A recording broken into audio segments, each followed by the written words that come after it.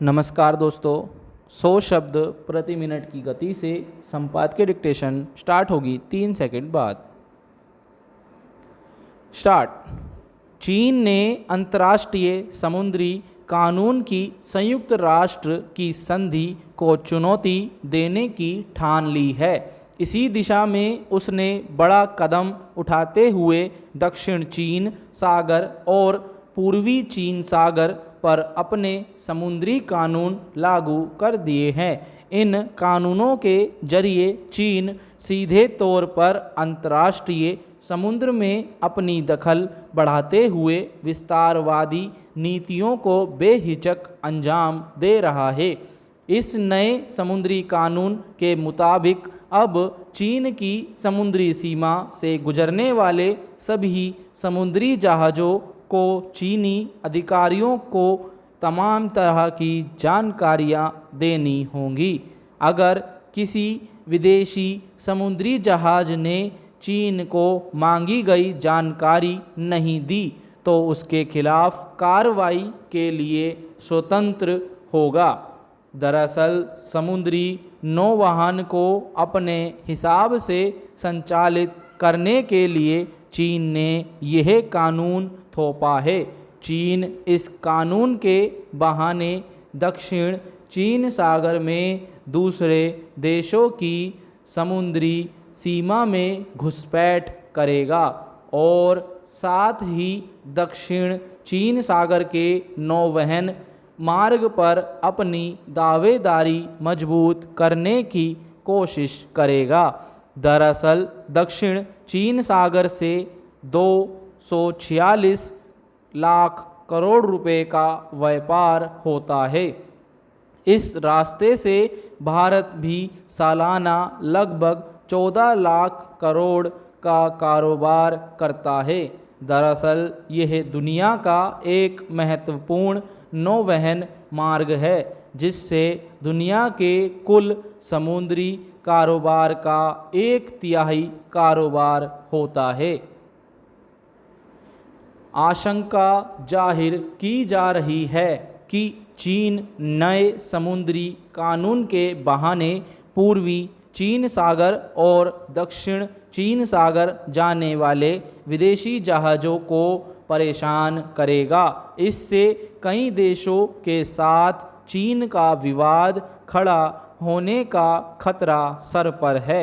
Japan अपनी ऊर्जा क्षेत्र की ज़रूरतों को पूरा करने के लिए पेट्रोलियम पदार्थों का बड़ा आयात इसी रास्ते से करता है। समुद्री क्षेत्र को लेकर चीन और जापान के बीच विवाद भी किसी से छिपा नहीं है। नए समुद्री कानून की आड़ में चीन भारत जैसे देश के आर्थिक हितों को भी प्रभावित करेगा, क्योंकि भारत के कुल समुद्री व्यापार का लगभग 55% कारोबार दक्षिण चीन सागर के रास्ते से ही होता है।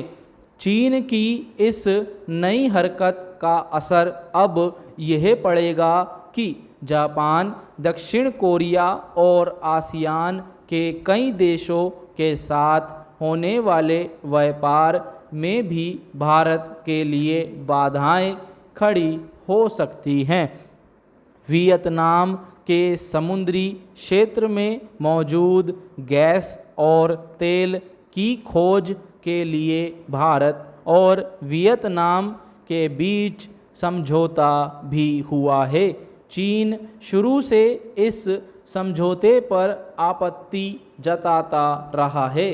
चीन का दावा है कि वियतनाम जिस समुद्री क्षेत्र को अपना बताता है, वास्तव में वह चीन का समुद्री क्षेत्र है।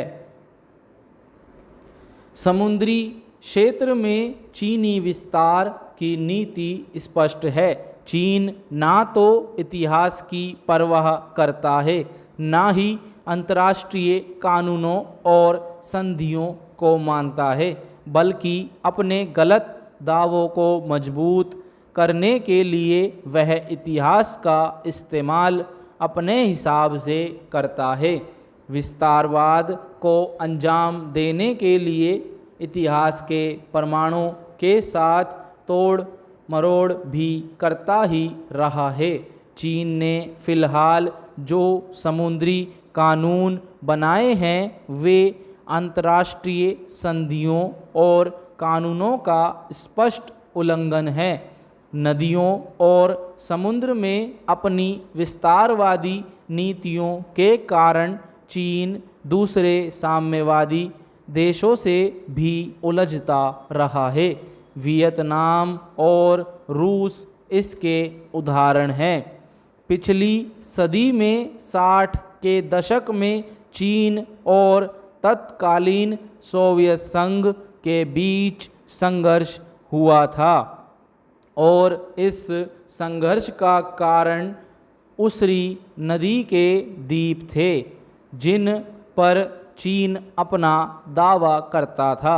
अब वह वियतनाम के समुद्री इलाके में घुसपैठ कर रहा है। गौरतलब है कि चीन और वियतनाम के बीच संघर्ष भी हो चुका है।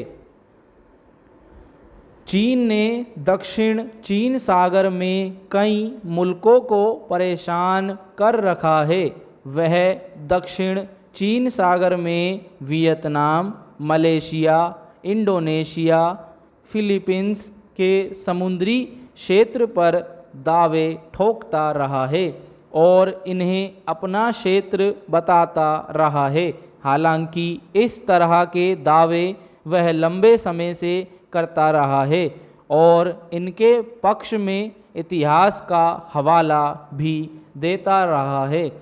चीन मिंग शासकों के समय में किए गए समुद्री सैन्य अभियान के आधार पर कई समुद्री इलाकों पर दावे करता रहा है। कोरोना काल में भी चीन इस काम में पीछे नहीं रहा। जब दुनिया कोरोना से निपटने में लगी थी तो चीनी जहाज वियतनाम के समुद्री इलाके में घुसपैठ कर रहे थे। चीन ने वियतनाम के मछुआरों की नावें तोड़ दी थी। दक्षिण चीन सागर में मलेशिया के तेल खनन जहाज़ों के साथ उसका टकराव हो गया। इंडोनेशिया ने भी आरोप लगाया कि चीन ने उसके विशिष्ट समुद्री आर्थिक क्षेत्र में घुसपैठ करने की कोशिश की। समुद्री नौवहन क्षेत्र में चीनी प्रभुत्व मजबूत करने की रणनीति के पीछे इरादे स्पष्ट हैं। चीन सड़क और रेल परिवहन के रास्ते में भू राजनीतिक खतरे को भांपता रहा है। मसलन बेल्ट एंड रोड पहल के मध्य एशिया में विस्तार के रास्ते में कई बड़े खतरे हैं, जैसे अफ़गानिस्तान और पाकिस्तान में आतंकवाद चीनी आर्थिक विस्तारवाद के लिए सबसे बड़ी चुनौती के रूप में सामने आया है। स्टॉप फ्रेंड्स, पीडीएफ का लिंक आपको नीचे डिस्क्रिप्शन बॉक्स में मिल जाएगा। आप पीडीएफ फाइल और वीडियो का लिंक पाने के लिए आप हमारे व्हाट्सएप ग्रुप और टेलीग्राम ग्रुप से भी जुड़ सकते हैं, जहां पर डेली 80, 90 और 100 की स्पीड में 3 वीडियो डाली जाती हैं। अगर आप हमारे चैनल पर नए हैं तो चैनल को सब्सक्राइब कर लें और बेल आइकन प्रेस कर लें, ताकि आने वाले वीडियो के नोटिफिकेशन आपको आपके अपने चैनल ऑनलाइन लर्निंग स्टेनो में सबसे पहले मिल सकें। धन्यवाद, मिलते हैं अगली वीडियो में।